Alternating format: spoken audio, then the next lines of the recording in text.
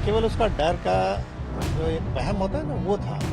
और उस डर इतना हावी वो डर हो गया इसके ऊपर कि कल हार्ट अटैक के रूप में इसकी मौत हुई। जो डर का साम्राज्य जिसने लोगों पर कायम किया था, सरकार जब बदली है, निजाम बदला है, तो वो डर अब इसके ऊपर हावी हो गया। एक माहौल भय का बना के इस तरह से डरा धमका के 10 गाड़ियों का काफिला 50 नाल लेके बंदूक घूमते इसीलिए है क्योंकि ये स्वयं डरे होते हैं। तो जब वो सब भी हट जाता है, सामने कोई साथ चलने वाला नहीं है, कोई सपोर्ट नहीं है पॉलिटिकल या गवर्नमेंट का, तो वो डर फिर इन पे हावी हो जाता है और वही परिणति इनकी हुई है। नहीं, मैं भी इधर पिछले कुछ दिनों से मैं देख रहा था, वो बार बार कोर्ट से भी इस बात की गुहार कर रहा था कि मुझको धीमा जहर दिया जा रहा है या मुझे यहाँ पे दवाएं नहीं दी जा रही, चिकित्सा सुविधा नहीं दे रहे थे। ये केवल उसका डर का जो एक वहम होता है ना वो था। और उस डर इतना हावी वो डर हो गया इसके ऊपर कि कल हार्ट अटैक के रूप में इसकी मौत हुई है। जो डर का साम्राज्य जिसने लोगों पे कायम किया था, सरकार जब बदली है, निजाम बदला है, तो वो डर अब इसके ऊपर हावी हो गया क्योंकि अब कोई पॉलिटिकल सपोर्ट तो था नहीं इसको, न सरकार का संरक्षण था, न पुलिस का संरक्षण। जो पुलिस को ये कुछ समझता नहीं था।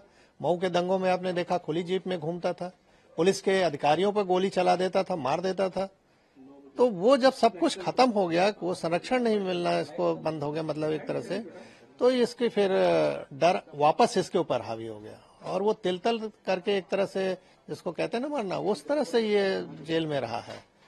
और अंतिम परिणति आपने देखा कि हार्ट अटैक के रूप में कल इसकी मौत हो गई। सर, लगातार मुख्तार अंसारी के परिवार वाले और मुख्तार अंसारी खुद लगातार ये आरोप लगा रहे थे कि जेल में उनको स्लो पॉइजन दिया जा रहा है। हाँ, बिल्कुल सही आप कह रहे हैं कि उनके परिवार वाले तो बोलेंगे ही, उनके कुछ खास समर्थक बोलेंगे, वो जब तक जिंदा थे वो बोले, क्योंकि बचने का इनको कोई और माध्यम नहीं दिख रहा था। ये क्यों पंजाब में रह रहे थे? मैं आपसे ही आपके माध्यम से जनता से पूछना चाहता हूँ कि पंजाब के जेल में क्यों ये ऐश कर रहे थे, यहाँ नहीं आना चाह रहे थे? इसीलिए ना कि वहां कांग्रेस की सरकार का इनको समर्थन था, यहाँ तो इनको समर्थन नहीं मिल रहा था, सब सुविधाएं इनकी खत्म हो गई। जितने जेल से बैठ के साम्राज्य चलाते थे वो बंद हो गया, आर्थिक नुकसान हुआ, संपत्तियां जब्त हुई। तो धीरे धीरे जिस डर की वजह से आपने एक आर्थिक साम्राज्य कायम किया था वो आपको ढहता हुआ दिखने लगा और लगा कि अब तो सब हाथ से जा रहा है। जैसे अंतिम समय में आदमी अगर मुट्ठी से रेत को पकड़े तो और दबाएगा तो और फिसलेगे रेत, तो वही इसके साथ हुआ। सर, मौत के बाद देखा जाए विपक्षी पार्टियां भी जो है सवाल खड़े कर रही हैं कि बांदा जेल में मौत हुआ और तमाम सवाल खड़े कर रही हैं बांदा जेल प्रशासन पे, सरकार पे, उसको क्या लेके? देखिए, विपक्षी पार्टी इस समय चुनाव चल रहा है, तो विपक्ष पार्टी कोई मौका हाथ से नहीं जाने देगी अपने पक्ष में माहौल बनाने के लिए। तो सरकार पे तो आरोप वो लगाएगी ही, लेकिन न्यायालय इस चीज को देखेगा। न्यायालय बिना सबूत के, जैसे मैंने कहा कि नहीं चलता है, न्यायालय के सामने सब कुछ रखा जाएगा और वो न्यायालय फिर निर्णय लेगा। हम एज ए पुलिस अधिकारी जानते हैं कि इस तरह के माफियाओं का दिल कितना बड़ा होता है, बहुत छोटा दिल होता है। ये केवल अपना एक माहौल भय का बना के इस तरह से डरा धमका के 10 गाड़ियों का काफिला 50 नाल लेके बंदूक घूमते इसीलिए है क्योंकि ये स्वयं डरे होते हैं। तो जब वो सब भी हट जाता है, सामने कोई साथ चलने वाला नहीं है, कोई सपोर्ट नहीं है पॉलिटिकल या गवर्नमेंट का, तो वो डर फिर इन पे हावी हो जाता है और वही परिणति इनकी हुई है। ऐसा कुछ नहीं है, जो लोग आरोप लगा रहे हैं उनका तो काम है लगाना और इस पे आगे न्यायालय देखेगा कि क्या सही है क्या गलत है। निर्णय तो न्यायालय में ही होते हैं। सर, आप जब शासन में थे, डिप्टी एसपी थे, तो मुख्तार अंसारी पे लगाम लगाने के लिए आपने तमाम बड़ी कार्रवाइयाँ की, कोटा भी लगाया। कितनी बड़ी चुनौती के रूप में रही उस समय जब एक सरकार का जो है समर्थन था? आप बिल्कुल सही कह रहे हैं, बात 2004 की है, जनवरी की है, आज से 20 साल पहले की है।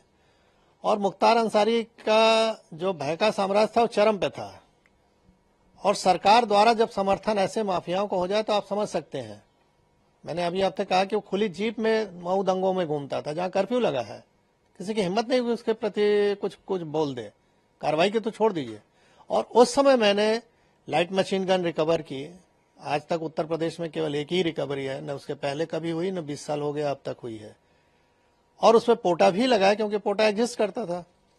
तो मैंने स्टैंड लिया उसके प्रति कि नहीं, ये गलत है और ये इसको जेल जाना होगा। लेकिन मुलायम सिंह की सरकार तत्कालीन अल्पमत की सरकार थी, किसी भी कीमत पे इसको बचाना चाहते थे और उन्होंने अंत में हम लोग पर प्रेशर बनाया, अधिकारियों पर प्रेशर बनाया। जब कोई नहीं सुना तो आईजी जोन जो थे उनका ट्रांसफर, डीआईजी रेंज का ट्रांसफर, एसएसपी एसटीएफ हमारे थे उनका ट्रांसफर, और अंत में ऐसा माहौल बनाया गया कि मुझे भी रिजाइन करना पड़ा 15 दिन बाद ही। लेकिन मैंने रेजिग्नेशन में लिखा और जनता के सामने इस चीज को रखा आप लोग के माध्यम से कि देखिए, जनता पॉलिटिकल सिस्टम में आप ही ने चुना है इस सरकार को, और किस तरह की ये सरकारें चल रही हैं कि जो माफियाओं के निर्देश पे काम कर रही हैं। हम लोग चुन के आते हैं, सेलेक्ट होते हैं, नहीं जब तो बोला जाता है कि आप पब्लिक सर्वेंट हैं। आम बोलचाल की भाषा में हम कहते हैं गवर्नमेंट सर्वेंट है और हो गए हम पार्टी के एजेंट अगर काम करें जिस तरह से वो कह रहे हैं। तो ये गिरावट की स्थिति बहुत ही खतरनाक थी। धीरे धीरे इस पर लगाम लगा है। न्यायालय में अब निर्णय आने लगे हैं जो कभी नहीं आते थे, दशकों तक, 2-2 दशक तक नहीं आए, अब आ रहे हैं 3-3 दशक के बाद। तो स्थिति बदली है नो डाउट, और उसका नतीजा आप लोग देख रहे हैं कि अपराध में कुछ भी हो रहा है। सर, क्या लगता है उस समय कितनी बड़ी चुनौतीपूर्ण रही कार्रवाई जो मुख्तार अंसारी पे आपने की, और आज जिस तरह से आपने कहा न्यायालय में निर्णय आ रहे हैं, कानून व्यवस्था जिस तरह से है, उस समय अगर वो ऐसा रहता तो क्या उस समय मुख्तार अंसारी पे कार्रवाई हो सकती थी? नहीं, स्वाभाविक है। अगर शासन प्रशासन, हम तो किसी सपोर्ट की भी उम्मीद नहीं करते थे, हम तो अपने दम पे रिकवर किया, मैंने अपनी टीम के साथ। तो हमको सपोर्ट की जरूरत नहीं है, हमको तो हम ड्यूटी है मेरी, हम कोई मेहरबानी नहीं कर रहे थे किसी पे। हमारी ड्यूटी है कि ऐसे असामाजिक तत्वों को रोका जाए जो जनता के लिए कहर बन सकते हैं। तो मैं तो अपनी ड्यूटी कर रहा था। अगर मुझे ये ड्यूटी केवल करने दिया जाता, मुझे सपोर्ट की कोई जरूरत नहीं। सपोर्ट तो सिस्टम बना हुआ है गवर्नमेंट के कि हमको फोर्स दे रखा है, हमको आर्म सब्मिशन दे रखा है।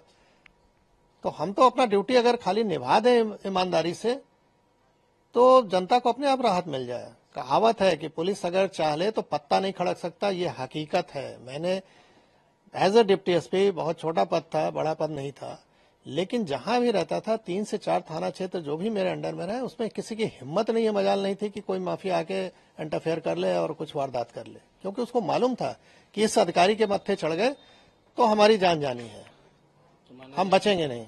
आपकी कार्रवाई के बाद फिर आप पे दबाव बनाया गया? वही के दबाव नहीं बनाया गया होता तो मैं इतनी अच्छी नौकरी क्यों छोड़ता भाई। जब मुझे लगा कि मैं अब कुछ नहीं कर सकता इन लोगों के सामने, तो कम से कम बाहर आके जनता को तो बताऊं कि हो क्या रहा है। शायद अगर हम नौकरी में रहे होते तो ये पक्ष कोई देख ही नहीं पाता कि किस तरह का दबाव बनता है। तो आज मैं जीता जागता उदाहरण हूं कि इस तरह की सरकार अगर रहे चले तो कैसे आप जनता को रिलीफ पहुंचाओगे। अगर सरकार सही नहीं चले तो अधिकारी काम नहीं कर सकता है। तो मैं बाहर आके इस चीज को रखा, जान जोखिम पर अपने डाला, परिवार की जान जोखिम में डाला। स्वाभाविक है कि अच्छी नौकरी के बाद हम कहीं अगर नौकरी प्राइवेट भी ज्वाइन करने तो इनके कॉल चले जाते थे कि इनको निकालिए अपने यहाँ से। किराए का मकान नहीं मिलता था, रात में सामान कहीं लेके रख दिया तो सवेरे वहां से खाली करना पड़ता था। तो ये सब चीजें देखी, लेकिन अब उस पर ज्यादा नहीं बोलना है। हाँ, ये है कि जो जैसा करता है वैसा उसको भोगना पड़ता है।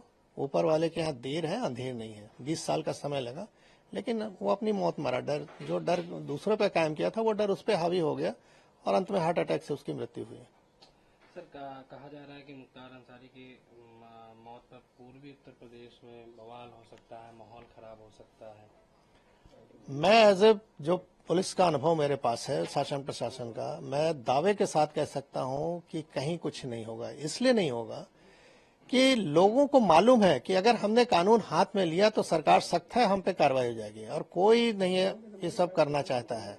वो तभी करते हैं जब शासन प्रशासन का सह होता है। अगर सह न रहे ना तो हिम्मत नहीं है कि एक पत्ता भी खड़क गया। तो मैं अपने अनुभव से कह सकता हूं कहीं कुछ नहीं होने वाला।